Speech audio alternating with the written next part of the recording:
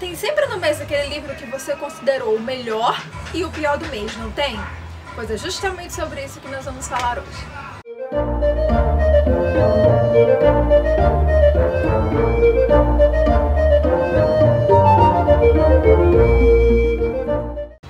Olá pessoal, aqui é a Carol e hoje a gente tá começando um quadro novo aqui no canal. E a ideia dele é falar sobre o pior e o melhor livro que eu li no mês anterior, no caso, o mês de setembro.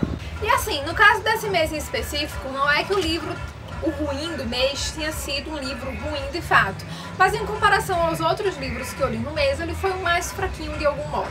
Eu não sei se vocês estão ouvindo o zoado aqui do meu lado, e a galera aqui é o seguinte, dos 7 dias da semana, 6 dias e meio, eles estão ouvindo o som e espalhando para a vizinhança inteira o som, como se a gente fizesse questão de ouvir o que eles estão ouvindo, mas enfim, vamos continuar. Então, gente, começando pelo livro mais fraquinho do mês, e pra mim foi Predestinadas, da Jessica Spotwoods, que é o terceiro das crônicas das Irmãs Brontë. E assim, a premissa do livro básico eu não vou falar, porque é um livro que eu já venho trabalhando com ele desde que eu comecei essa série. Então tem resenha dos 3 livros já lá no blog, eu vou deixar os links aqui embaixo, se vocês quiserem dar uma conferida na ideia central da história. Mas por que eu não gostei desse livro aqui em específico? Eu acho que a autora ela lançou umas ideias muito interessantes, só as ideias, a ponta da ideia, e não soube trabalhar com elas. Poxa, você tá trabalhando com um livro sobre bruxas, sabe? Sobre bruxaria, numa época onde a bruxaria era condenável. E uma história que ela criou, que a bruxaria era condenável e ela existia de fato da maneira fantasiosa que a gente imagina uma bruxaria. Então ela tinha muito conteúdo para trabalhar aqui e acabou não trabalhando, isso acabou me deixando um pouco decepcionada. Ela lança uma ideia de que, sei lá, bruxas, tô fazendo uma sugestão aqui, tá?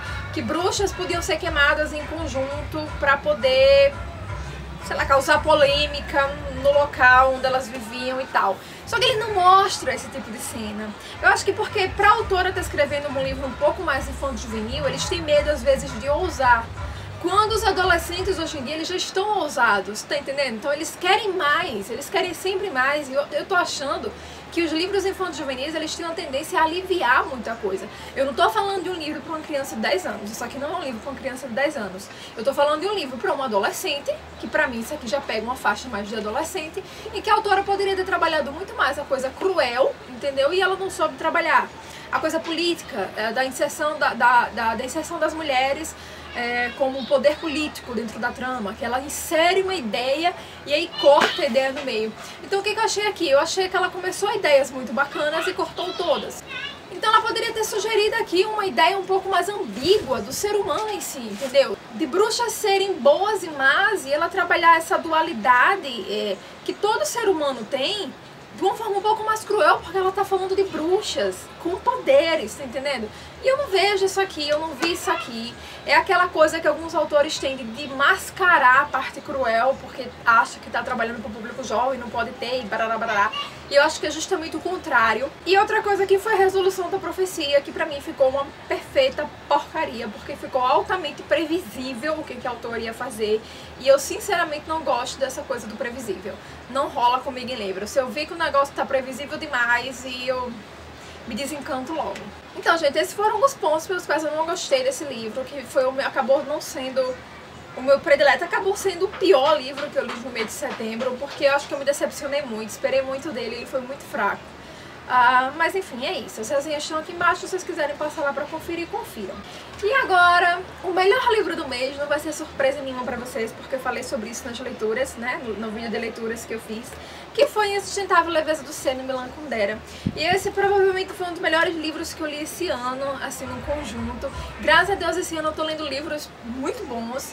Assim, se eu botar uma média, né, eu vou ter uma dificuldade tremenda quando chegar no final do ano de escolher os melhores livros que eu li no ano. Mas eu tenho certeza que Milan Kundera vai estar lá na minha lista. Esse é um dos livros mais complicados de se explicar.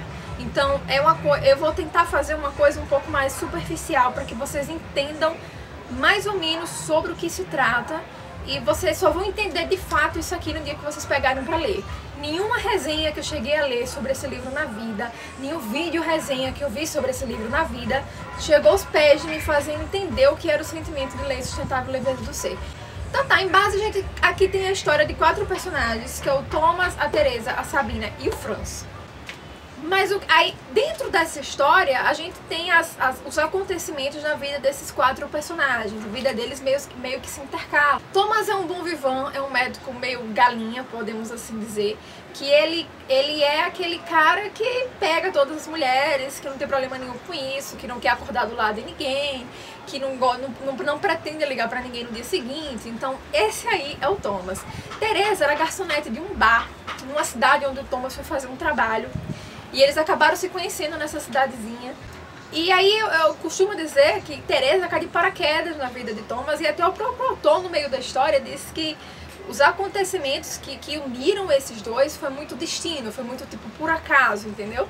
E aí temos Sabina, que era tipo uma amante do Thomas, e ela é uma artista, ela é uma desenhista, pintora, não sei bem qual é, eu acho que um pouco dos dois. E ela era amante na vida dele, e aí tem a história dela paralela, entendeu, a isso, e ao mesmo tempo é a forma que o autor teve de ligar os personagens. E temos o Franz, que é uma amante também de Sabina, mas que também tem uma esposa. Então a da Sabina que é amante dele, no caso. E aí o que acontece nesse livro? Você não tem pico de enredo, tipo da trama. Quando você tá lendo um livro, normalmente você vem com a trama e tem um pico de trama e a trama desce.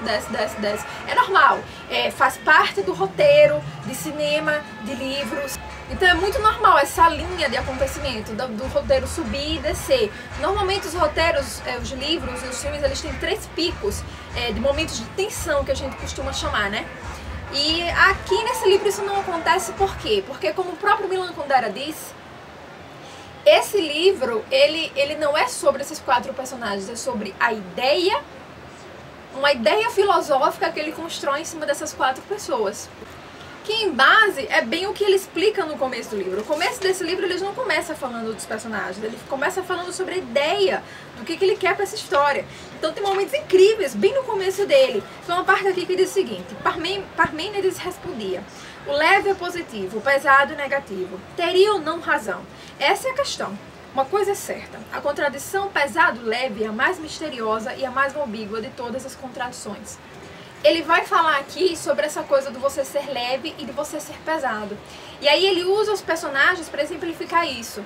No caso do Thomas e do Franz, eles são a leveza dessa história. Mesmo que a vida deles tenha momentos de tensão, entendeu? Você sente que eles veem a vida muito leve. Ao contrário das 2 mulheres, que é a Teresa e a Sabina. Elas são as pesadas da história. E eu não sei se ele faz essa ligação muito com o sexo feminino, como quem dizendo que as mulheres elas sentem um pouco mais desse peso humano do que os homens, mas foi isso que eu senti lendo isso aqui.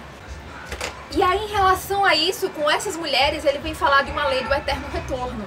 Que ele diz que mesmo que a gente tenha as nossas próprias decisões, as nossas próprias escolhas nessa vida agora, do que a gente está vivendo agora, e que a gente odeia o que os nossos pais fizeram com a gente acaba carregando essa carga genética, esse eterno retorno do que os pais fizeram com a gente, e a gente acaba cometendo os mesmos erros que a gente odiava nos nossos pais. Então, isso é muito verdade, eu sinto muito isso na minha própria vida. Então ele chama isso a lei do eterno retorno, e ele coloca isso no exemplo das 2 mulheres. A Teresa odiava o jeito que a mãe dela era, e mesmo assim ela repete coisas que a mãe fazia. A Sabina tem uma cena muito bonita aqui que ele fala sobre um tal de um chapéu coco, que era do avô da Sabina, e ele constrói toda uma ideia em cima de um chapéu coco que é simplesmente magnífico. E assim, esse livro tem uma cena que me fez chorar como há muito tempo eu não chorava com um livro, que foi por causa de um animal. Eu nunca me imaginei chorando em uma cena por causa de um animal, e nesse livro eu chorei, porque o cara escrevendo essa cena foi sublime, sublime, sublime. Você sentia a cada pedacinho do que os personagens ali estavam sentindo, inclusive do animal. E é um livro que também faz uns levantamentos políticos muito interessantes, na época da ocupação russa na Tchecoslováquia, depois da Primavera de Praga, lá para a década de 60. Então todos os personagens, mesmo que distantes, eles estão inseridos de alguma forma nessa questão política e social de Praga naquela época. Então assim, ele faz uma mistureba em 250 páginas, que é fenomenal de bem feita. E ao mesmo tempo que ele tá falando ali dos personagens dele, ele se insere a todo momento na história. Então tem um trecho do livro que eu acho fenomenal, porque é exatamente o que eu penso. Ele diz o seguinte: os personagens do meu romance são minhas próprias possibilidades, que não foram realizadas. é o que me faz amá-los todos e ao mesmo tempo a todos temer. Uns ou outros atravessaram uma fronteira, fronteira além da qual termina o meu eu, e é somente do outro lado que começa o mistério que o romance interroga. O romance não é uma confissão do autor, veja bem o que ele diz, mas uma exploração do que é a vida humana na armadilha que se tornou o mundo. Gente, isso aí é incrível. E ele fala isso assim no meio do livro. E de repente ele pula e volta, e ele volta bem assim, vamos voltar a falar sobre Thomas. Então todo momento tem esses pensamentos dele sobre o que ele tá fazendo naquele livro, sabe? Ele tá lhe dizendo todo momento ali que ele não tá falando de uma história daquelas 4 pessoas. Que ele tá explanando uma ideia e usando aquelas 4 pessoas pra contar uma história.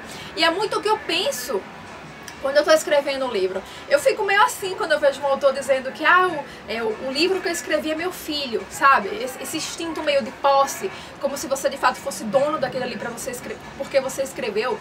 E eu não sei vocês que se escrevem, se são escritores também, mas eu tenho muito pensamento que o Milan teve aqui nessa história. Eu não escrevo os livros me usam para serem escritos. Então as ideias aparecem para mim, mas eu não sinto que eu que estou escrevendo, eu sinto que eu estou sendo usada para escrever. Então essa ideia que ele teve aqui é exatamente o que eu penso, sabe? Chegou uma ideia na minha cabeça, os personagens me usam para que ela seja escrita. Em momento nenhum eu considero um livro que eu escrevi um filho, em momento nenhum eu morro de amores total por ele, então talvez por isso eu tenha facilidade de ser cruel até com os personagens, porque eu acho que eu sou muito realista no que eu escrevo. E ele também é. Então assim, é um livro que quando você termina você não sabe muito o que você vai pensar, o que você pensa.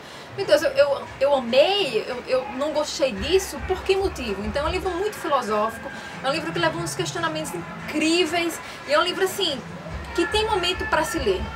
Eu acho que não é um livro pra você ler a qualquer momento, e eu acho que veio na minha vida em uma época que perfeita. Vocês sabem que eu tô passando por um momento muito delicado da minha vida, um momento muito conturbado, e eu acho que ler isso aqui me fez abrir os olhos para essa questão da leveza e do peso do ser humano. Não dá pra você ser leve a vida inteira, mesmo que você queira. É o que ele tá justamente dizendo com o título. É insustentável você ser leve o tempo inteiro. Não dá pra ser leve o tempo inteiro. Então eu trouxe muito isso pro meu pensamento e absorvi muito pra minha vida. Isso aqui veio a calhar, caiu no momento certo e eu amei ter lido esse livro. Então, gente, foi isso. Esses foram meus livros, o melhor e o pior do mês de setembro. Deixa eu só dar uma explicaçãozinha a vocês. Eu não tô indo comentar nos vídeos de vocês, nos canais que eu sigo aqui, porque eu tô sem computador, como eu já comentei com vocês antes. Então, eu assisto os vídeos pelo celular, dou lá meu joinha, mas comentar pelo celular eu não consigo, é muito difícil. Então eu tô tentando responder os comentários que vocês deixam nos meus vídeos, mas eu não tô conseguindo voltar aos comentários nos vídeos de vocês, pelo menos até ajeitar essa coisa do meu computador, beleza? Se tem algum canal, alguém que me assiste, que tem um canal também, que por acaso eu ainda não sigo, me avisa aqui embaixo nos comentários que eu vou tratar de seguir. Eu adoro assistir esses vídeos no YouTube, tá? Então é isso, pessoal. Espero que vocês tenham gostado desse quadro novo. Beijos e até a próxima.